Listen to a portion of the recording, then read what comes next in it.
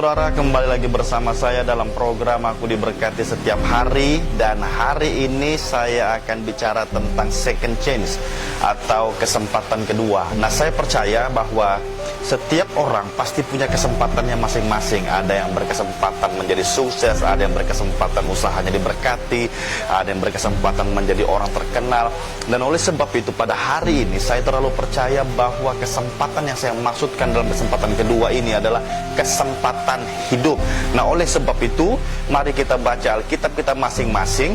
Pada hari-hari itu Hizkia jatuh sakit dan hampir mati. Jadi begini, bahwa Hizkia ini adalah seorang raja, dan pada waktu itu dia kena sakit keras dan hampir membuatnya mati. Jadi mau dia raja, mau dia pejabat, mau dia pebisnis, mau dia orang hebat, mau dia orang kecil, mau dia petani, semuanya pasti mati. Nah, saya percaya bahwa setiap orang pasti akan mati. Setiap orang pasti akan kembali kepada pangkuan Bapa di surga. Nah, hanya yang menjadi pertanyaan sekarang adalah di mana kita akan mati. Ada yang mati di pesawat, ada yang mati di laut, ada yang mati di mobil, ada yang mati di tempat tidur. Nah, pada hari ini Hizkia mendapatkan kesempatan kedua yang daripada Tuhan. Lalu datanglah Nabi Yesaya bin Amos dan berkata kepadanya, beginilah firman Tuhan, sampaikanlah pesan terakhir kepada keluargamu, sebab engkau akan mati dan tidak akan sembuh lagi. Ketika Raja Hizkia mendengar perkataan dari Nabi Yesaya, ia langsung menangis dengan terseduh-seduh.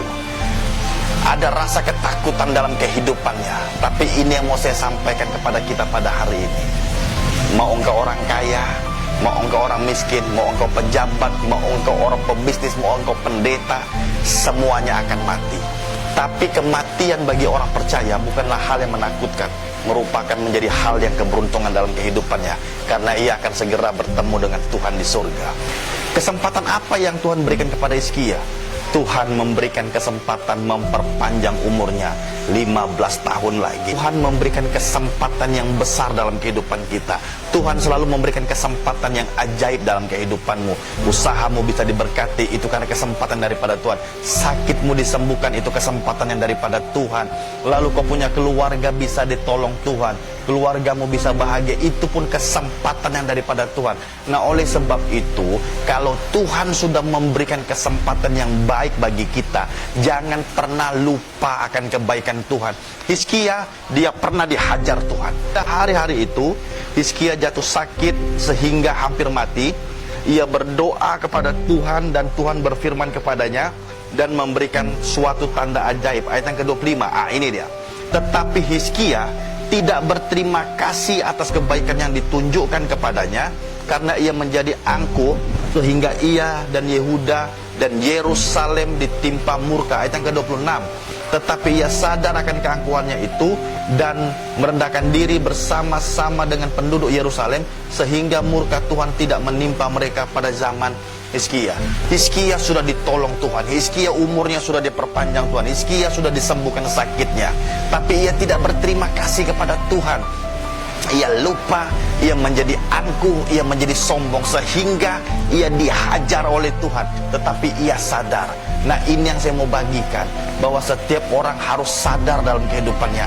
Sadar bahwa kita ini bukan siapa-siapa. Sadar bahwa kita ini manusia lemah. Sadar bahwa kita ini manusia terbatas. Sadar bahwa kita ini butuh Tuhan dalam kehidupan kita. Sekuat apapun manusia, sehebat apapun manusia, tidak akan pernah dapat melawan Tuhan dalam kehidupannya. Sebelum Tuhan memanggil kita, sebelum Tuhan mengangkat kehidupanmu, ada hal-hal yang harus kita perbaiki.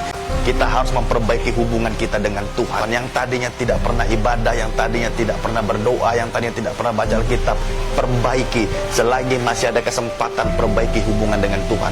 Lalu yang kedua, kesempatan apa? Perbaiki hubungan dengan keluarga. Yang tadinya tidak cocok dengan keluarga, perbaiki. Karena biar bagaimanapun, keluarga adalah tetap keluarga kita. Yang ketiga, perbaiki hubungan dengan sesama. Yang tadinya suka berantem, yang tadinya suka fitnah sana sini, yang tadinya suka curiga sana sini, tapi selagi masih ada kesempatan, perbaiki hubungan dengan sesama. Bagaimanapun kesalahan yang telah diperbuat, perbaiki hubungan dengan pendetamu, dengan gerejamu, dengan siapapun dalam kehidupan ini. karena suatu saat engkau akan menerima mahkota kemuliaan yang daripada Tuhan. Tuhan Yesus memberkati.